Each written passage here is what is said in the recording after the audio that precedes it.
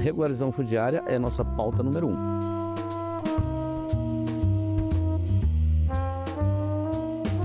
Qual é a pauta legislativa da regularização fundiária?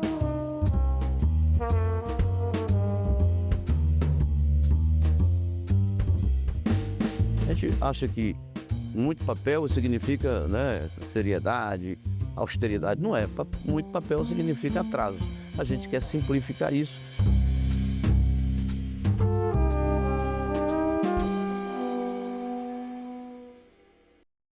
Seja bem-vindo, senador Zequinha Marinho. Muito obrigada pela presença. Senador, o senhor acabou de assumir a presidência da Comissão de Agricultura e Reforma Agrária. Quais são as prioridades para o senhor pelos próximos 2 anos para essa comissão?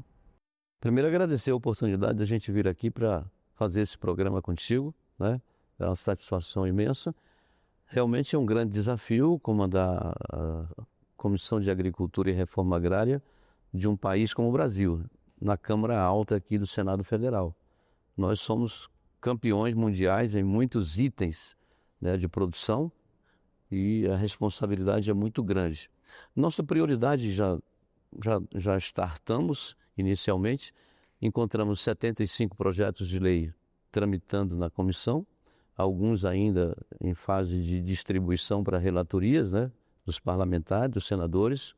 Já startamos tudo isso. E queremos daqui a pouco tempo estar recolhendo isso de volta, além de estar pegando e votando os outros que já estavam distribuídos para a relatoria. A gente quer zerar a pauta, né, do ano passado, digamos assim, e começar a nossa nova pauta.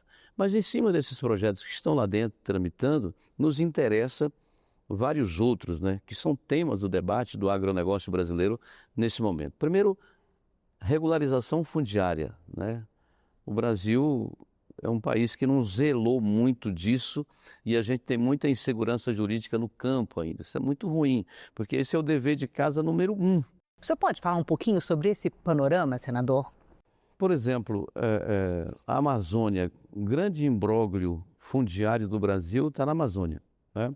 Onde o governo tem muita terra. Por exemplo, no passado, quando as rodovias federais eram criadas, houve um decreto 1164 lá atrás, que valeu para a Transamazônica. A Transamazônica, ela atravessa o Pará de leste a oeste, correto? Vai dar o quê aí? 1.500 quilômetros, como o Pará é um pouco grande, né? O decreto 1164, ele pega 100 quilômetros de um lado da rodovia federal e 100 quilômetros do outro lado. São 200 quilômetros de ponta a ponta, de lado a lado, de leste a oeste. Isso aí você pode, né, calcular a quantidade de produtores que tem numa região como essa. Aí você tem a BR-163, que vem lá de Cuiabá, no Mato Grosso, e entra no Pará. E no Pará lá são 800 quilômetros, né? Da mesma situação. Cada lado 100 quilômetros. Então os produtores que estão nessa região, eles não têm a regularização das terras deles? 99% não tem.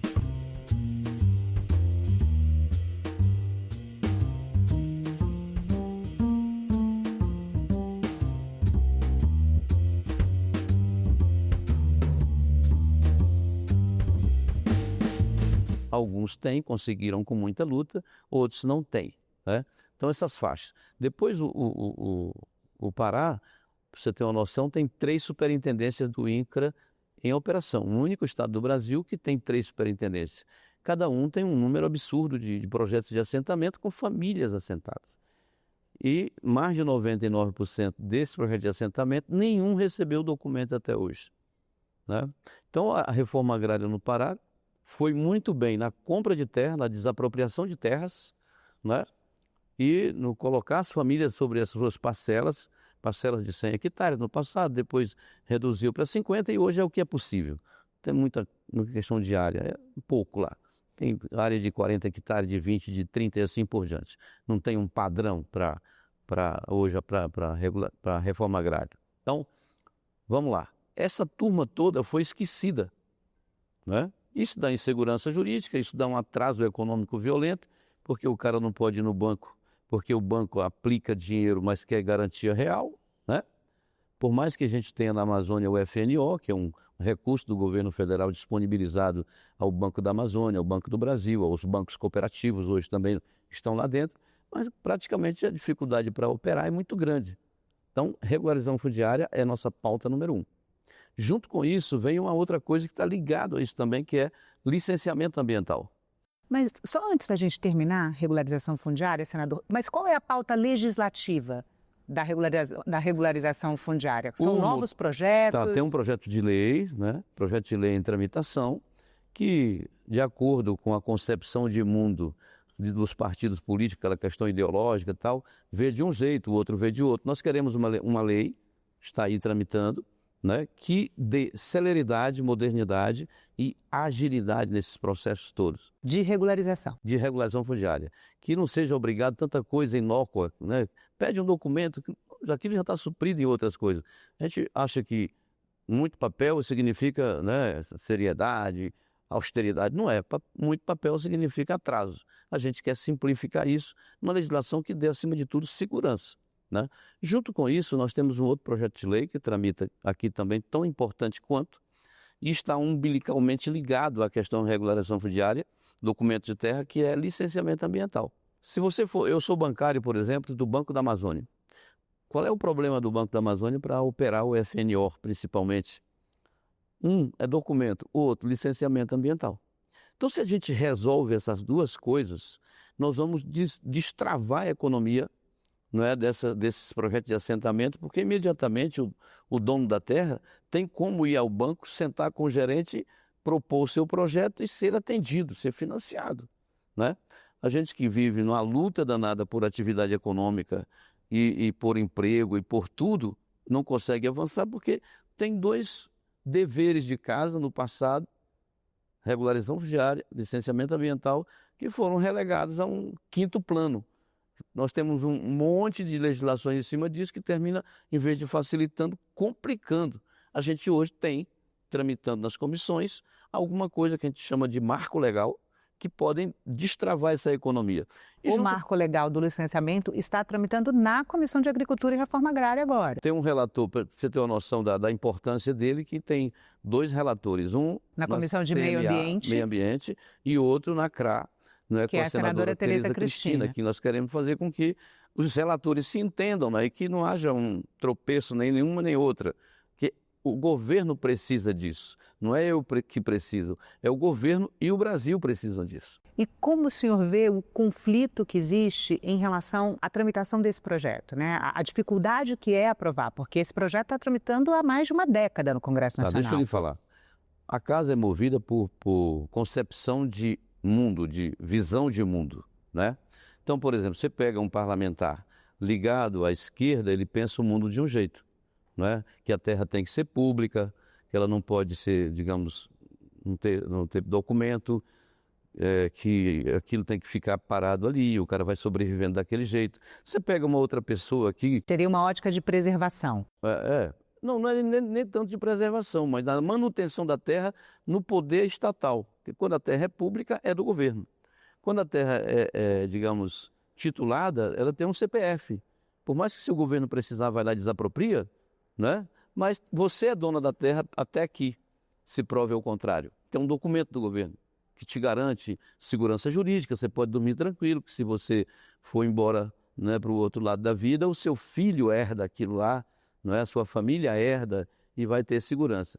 Outra coisa, você pode ir no banco, tirar um dinheiro, botar ali, fazer um projeto ali em cima de piscicultura, disso, daquilo outro, comprar gado, comprar equipamento agrícola. É para isso que serve, não é verdade? A gente precisa disso. Porque a falta de regularização impede o acesso a crédito. Impede tudo isso, né? É o atraso de vida. Quer dizer, o processo de reforma agrária, ele andou bem nas aquisições de terra, na entrega da terra, mas não avançou. Não avançou na assistência técnica, não avançou na mudança de mentalidade do produtor, não é? Porque o cara veio de uma periferia, o mundo dele para ganhar a vida era outro, né? Agora ele tem que plantar a terra e ele acha que é apenas um morador. Não é um morador, aquele pedaço de terra é o negócio dele, é a empresa dele. Ele tem que ser um pequeno empreendedor para fazer aquilo produzir, não só para alimentação, mas também vender o excedente e viver dali. Então as pessoas não têm essa concepção e isso termina atrasando a vida deles nessa terra. O governo tinha que abrir o dever de fazer isso. O Senar, né? O Senar tem ferramentas e condições de fazer isso. As EMATERs, né, também têm condição de avançar com isso, mas isso é deixado para depois, né? E a pessoa sobrevive como dá. E às vezes desanima da terra, vende para outro, passa para outro. Isso não é saudável. Então, a gente tinha que completar, fechar todos os passos da reforma agrária e entregar, mas também entregar o documento por final. Essa terra é sua, coloque lá no documento as condicionantes que você quiser. Não pode vender, não pode fazer isso. Se você vender, né, vai ter que vender só aqui o direito da posse, né, o terreno volta para a União e passa para um outro que tenha, digamos, as qualidades para ser um produtor rural de agricultura familiar e assim por diante. Então a gente precisa atuar em cima disso para destravar o Brasil. Que para regularizar tem que ter o licenciamento ambiental, né? Não, primeiro você tem que regularizar para depois fazer o licenciamento, porque o licenciamento depende do documento da terra. É um dos documentos que o cara do governo, do município ou do estado vão pedir, né? Cadê o título da terra, né? É a mesma coisa de chegar no banco, o gerente diz, cadê? Você tem documento da terra? Não é? É isso que acontece na vida real. Se a gente não avançar com isso, não der ao Brasil um marco legal do licenciamento, modernizando, utilizando a tecnologia que hoje está muito, né, facilitando tudo isso, a gente termina emperrando como tem emperrado, né? E como é que o senhor avalia a possibilidade da construção de um consenso sobre esse tema agora? Nosso discurso está baseado exatamente na falta em tirar disso a questão ideológica. Você está me entendendo? Olha, a população, o país, a sociedade precisa disso.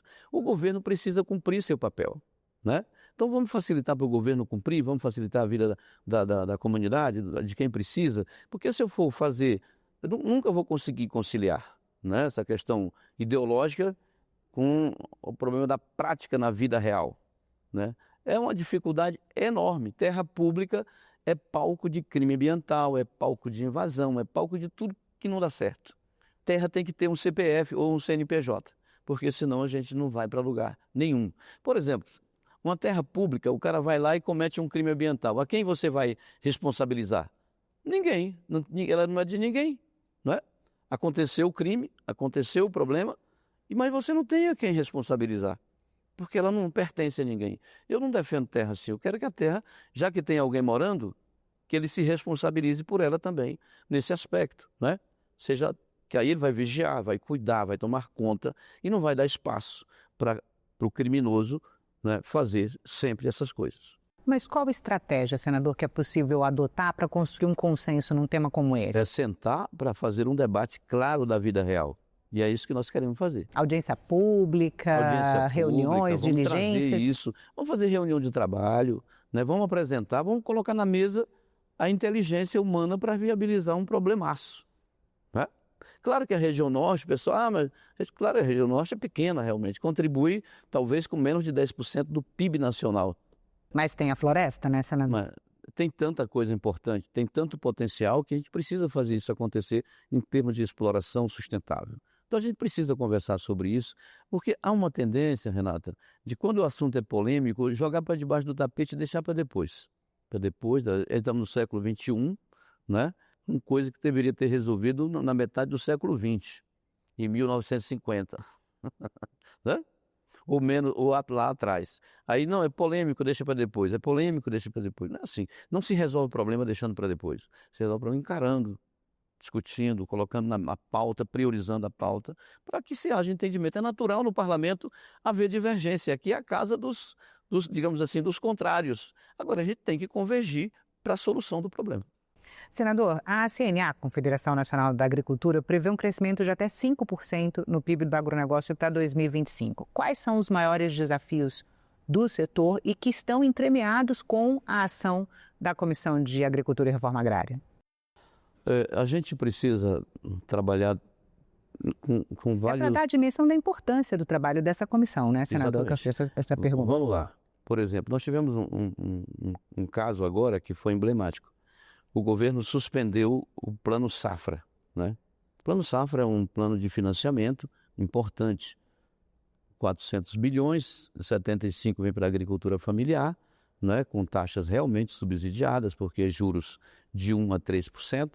Aí fora, isso não significa nada, mas para nós aqui é importante. No plano safra para o agricultor de médio para cima, já pega de 7 a 12, né? Que é muito caro. Então, com juros altos, acesso complicado e burocrático ao financiamento, você não avança. Então, tem que resolver essa questão de juros, não é? E da questão burocrática. Uma lentidão, a agricultura tem que ter um calendário. Se o financiamento não atender o calendário, esquece, é melhor você não pegar o financiamento, certo? Porque senão você não paga. Então tem que sair na hora. E na hora que eu complico isso com tudo quanto é tipo de burocracia, a gente complica o acesso ao financiamento, você vai atrasar e em vez de aumentar a produção, você vai regredir a produção, né? Crédito é um dos maiores desafios, Exato. então. A suspensão de um plano safra, o 25, 26, precisa ser trabalhado com muito carinho. E um compromisso do governo em não fazer isso mais nunca, porque você cria um clima de instabilidade, né? Será que o dinheiro vem? Eu arrisco ou vou recolher? Eu quero plantar X hectares, mas eu não estou confiando, então eu vou plantar só metade. Entendido? Então, tem um bocado de nuances aí, principalmente na área do financiamento, né? E da questão ambiental também, que muitas vezes você tem que renovar a licença, que se não for célere, a coisa não acontece, os resultados esperados não acontecem. E qual é a pauta legislativa que trata desse tema, senador? É exatamente aquilo que nós estamos contando agora, né? Primeiro, a segurança, o compromisso do governo, né, em sustentar que aquilo que foi destinado para financiamento, que a gente chama de plano safra, que é uma taxa diferenciada, né, não se suspenda igual agora. Agora mesmo nós estamos sem plano safra. O governo fez uma medida provisória colocando 4,17%, 4 bilhões e 170 milhões de reais, que para um país desse tamanho é muito pouco, né? Para a gente atender esse momento, qual é esse momento? Nós estamos encerrando uma safra e estamos plantando a safrinha, quando o cara tem que voltar ao banco ou fazer um aditivo no contrato, pegar mais um X de dinheiro, ou então um novo contrato para atender uma outra linha. Eu plantei soja, agora eu vou plantar milho. Você está me entendendo? Então é preciso sentar e fazer o para acertar e haver comprometimento, né? Isso é fundamental para que toda safra corresponda à expectativa do planejamento. Senador, a COP30 em Belém está chegando, né? Qual que é a importância desse evento para a agricultura brasileira? Para a agricultura e para a pecuária, a importância, no meu ponto de vista, é negativa, né? Que a COP é uma conferência do clima, principalmente na Amazônia, em que as pessoas lá de fora querem que você pare de fazer qualquer coisa. A concepção a respeito da Amazônia, principalmente por parte do europeu e outras regiões do mundo, é que a Amazônia não é um lugar de se produzir. A Amazônia é um lugar de você contemplar, né, a natureza. Então, a minha expectativa, se o governo brasileiro não soubesse posicionar, né, vão botar o agro no banco dos réus. Mas não seria uma oportunidade de mostrar o funcionamento do setor para o mundo? Sim, se eles permitirem que isso aconteça, mas eu vejo uma agenda muito fechada. Nós tivemos uma reunião com o ministro da Agricultura, ele expôs mais ou menos o tema que ele vai abordar lá, eu achei interessante. Não sei se vai ser recebido, porque todas as COPs, o que elas têm trazido nesse momento, até esse momento, não é, são restrições. O Parlamento Europeu, que é afinado com essa agenda da COP, toda hora está sinalizando para o Brasil o que significa a sustentabilidade aqui dentro. E é um negócio assim, um tanto hipócrita, né?